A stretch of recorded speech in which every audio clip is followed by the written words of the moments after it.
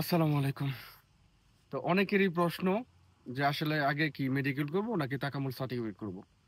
তো এই বিষয়ে আজকে গুরুত্বপূর্ণ ভিডিওটা হবে। প্লিজ সবাই ভিডিওটি স্কিপ করবেন না, ফুল ভিডিওটা দেখবেন। আশা করি এই ভিডিও দেখে অনেক উপকৃত হবেন। তো ফার্স্ট অফ অল সবাই আমাকে যেমন গত 2-4 দিন যাবত সবাই নক দিতেছে আমার ফেসবুক পেজে বা ইউটিউবে কমেন্ট বক্স দেখেন। সবার একই প্রশ্ন যে ভাই আমার তো আমি সৌদি যেতে ইচ্ছুক।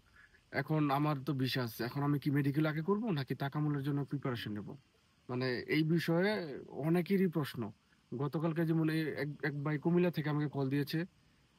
কুমিল্লা থেকে কল দিয়ে বলতেছে যে ভাই, এখন আমাকে তো আমার এজেন্সি বলতেছে আমার তো ভিসা আসছে লোড আনলোড, এখন আমাকে বলতেছে আগে মেডিকেল করার জন্য। তো সেই ক্ষেত্রে আমার সুবিধা কতটুকু হবে এবং আমার কি এটা কি ভালো হচ্ছে নাকি খারাপ হচ্ছে।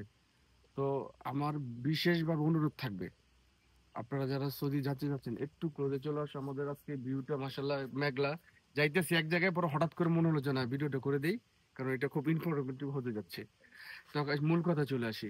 এখন বিষয় হলো, আপনি যদি সৌদি আরবে যেতে চান, যদি আপনার ভিসা আসে, সেটা হোক লোড আনলোড, ক্লিনার, কনস্ট্রাকশন, যে কোনো কাজ, অবশ্যই আপনাকে তাকামুলের পরীক্ষা দিতে হবে। তো সেই ক্ষেত্রে আপনি যদি প্রথমে মেডিকেল করেন তাহলে আপনার কিন্তু ঝামেলা হবে, কারণ মেডিকেলের মেয়াদ থাকে অনলি 2 মাস। এখন গতকালকে যে আমাকে কুমিল্লা থেকে কল দিয়েছে, উনি ওনার মেডিকেলের মেয়াদ শেষ 25 তারিখে। ওনার মেডিকেলের মেয়াদ শেষ 25 তারিখে, বাট উনি তাকামুলের জন্য যখন অনলাইনে অ্যাপ্লাই করছে, উনি ডেট পাইছে আপনার ব্রাহ্মণবাড়িয়াতে 29 তারিখ। এখন আমাকে ফোন দিয়ে বলতেছে যে এটা সলিউশন কি। আসলে এই মানে ভিডিওটা আসলে এই জন্যই করা যে আসলে যাতে এই ভিডিওটা দেখলে অনেকে উপকৃত হবেন।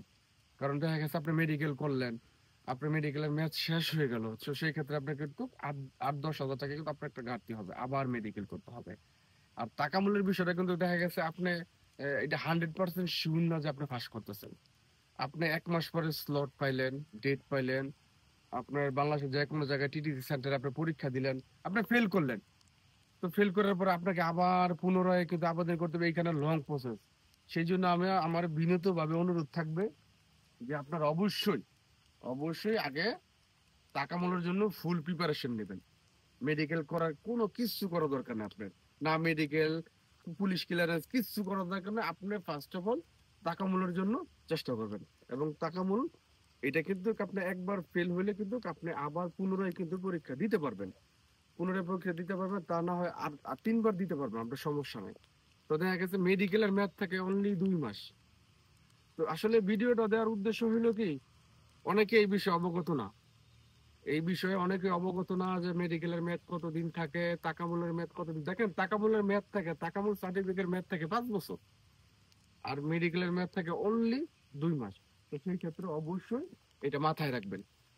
আর আমার কিন্তু আমি বলি যে আপনারা যে আমার যে ভিডিও দেখতেছেন, যদি আপনারা এই আমার ভিডিওতে যদি ফুল ডিটেলস না বুঝেন, আমার কিন্তু প্রতিটা ভিডিওর ডেসক্রিপশনে কিন্তু আমার ফেসবুক পেজের লিংক দেওয়া আছে। আপনারা ওইখানে এসে পার্সোনালি কিন্তু আমাকে যে কোনো বিষয়ে আমাকে কিন্তু আপনারা হয়তো ফেসবুকে নক দিতে পারেন বা আমাকে হোয়াটসঅ্যাপে ডাইরেক্ট কল দিতে পারেন।